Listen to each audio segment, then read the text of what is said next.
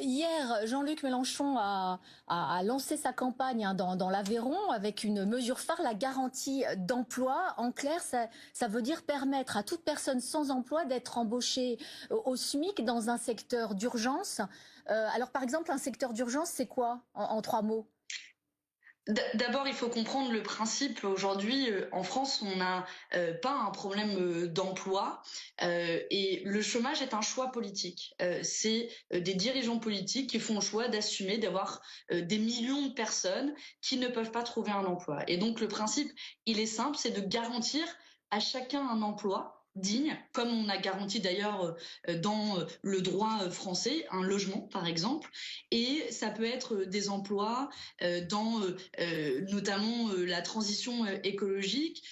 C'est des emplois qui sont nécessaires dans l'agriculture, dans la rénovation thermique des logements. Bref, tout un tas d'emplois qui seront indispensables, y compris pour remplir nos objectifs d'un point de vue écologique et là également d'un point de vue social. D'accord, donc ça c'est une garantie absolue pour chaque Français de pouvoir avoir cette garantie d'emploi.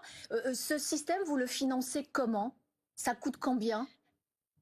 Alors, on le finance avec une mise en commun de l'ensemble des dispositifs sociaux qui existent aujourd'hui en France, que ce soit le système chômage, différents systèmes d'allocation, y compris avec le RSA, parce que il ne faut pas oublier que aujourd'hui le chômage a un coût pour la société et que si l'on unifie les systèmes sociaux et par ailleurs on fait de la relance économique, c'est un système assez classique en économie keynésien qui consiste globalement à réinjecter de l'argent, non pas comme l'a fait le gouvernement à l'heure actuelle, c'est-à-dire des aides qui sont déversées dans des entreprises qui n'ont pas, à qui on ne demande aucune contrepartie d'un point de vue social. Donc ce sont des milliards qui sont dépensés avec derrière des entreprises qui licencient. On pense à Renault, mais à beaucoup d'autres entreprises. Là, l'objectif est tout inverse, c'est de se dire, OK, l'État va investir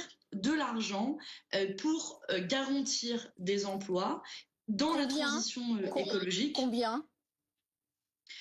Ça a un chiffre qui reste à financer, mais aujourd'hui, on pense que sur l'échelle d'un quinquennat, on arrive à la fin à un coût neutre pour l'État, c'est-à-dire que l'argent qui est investi, il sera derrière récupéré parce que ce sont des personnes qui paieront des impôts, notamment des impôts sur le revenu et d'autres types d'impôts, qui fait que une politique économique de relance sera viable financièrement au bout d'un quinquennat. D'accord. Il y a une autre mesure qui serait donc l'instauration des 32 heures par semaine. Alors c'est vrai que la France, en termes de temps de travail, elle est, on va dire, dans la moyenne européenne. Du coup, en passant aux 32 heures, vous n'avez pas l'impression d'être un petit peu à rebours de l'histoire? Au contraire, vous savez, l'histoire, et c'était le sens aussi de ce meeting qui a été fait à Aubin, est une histoire de conquête sociale pour notre camp politique.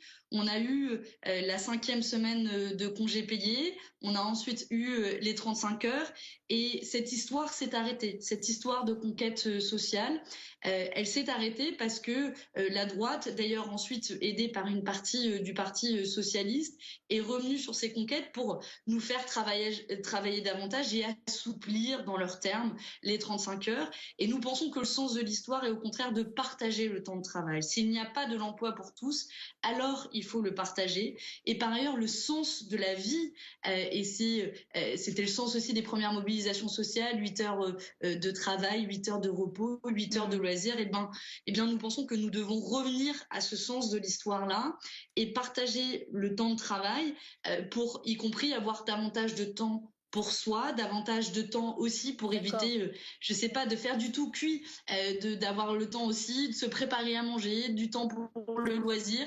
Et ça aussi, ça a du sens économiquement. Et nous pensons qu'il est temps de passer à la fois à la 6e semaine de congés payés et aux 32 heures de travail hebdomadaire. Ces derniers temps, Jean-Luc Mélenchon ne mâche pas ses mots concernant Yannick Jadot, le vert Yannick Jadot. Dans Le Monde, il a déclaré « Les écologistes ont un avenir aussi longtemps qu'on ne les voit pas à l'œuvre ».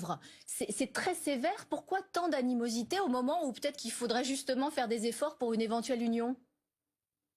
Eh bien, je vais être honnête avec vous, on aurait aimé, et en tout cas dans la perspective des élections régionales, notre main était tendue. Elle était à tel point tendue que nous avions dit sur les 8 régions il y a 2 mois environ qui n'étaient pas encore organisées, structurées à gauche, nous avions fait la proposition de laisser 7 têtes de liste à EELV et de ne prendre qu'une seule tête de liste pour la France insoumise. Eh bien, même ça, Europe Écologie Les Verts l'a balayé d'un revers de la main, et je pense en Vous particulier avez, à ma région, en oui, PACA, en PACA, où il y a Europe un Écologie Les problème. Verts, Effectivement, les écologistes, oui, les socialistes et les Verts et les communistes sont alliés. Mais en revanche, dans les Hauts-de-France ou en centre Val-de-Loire, vous avez réussi quand même à créer une union.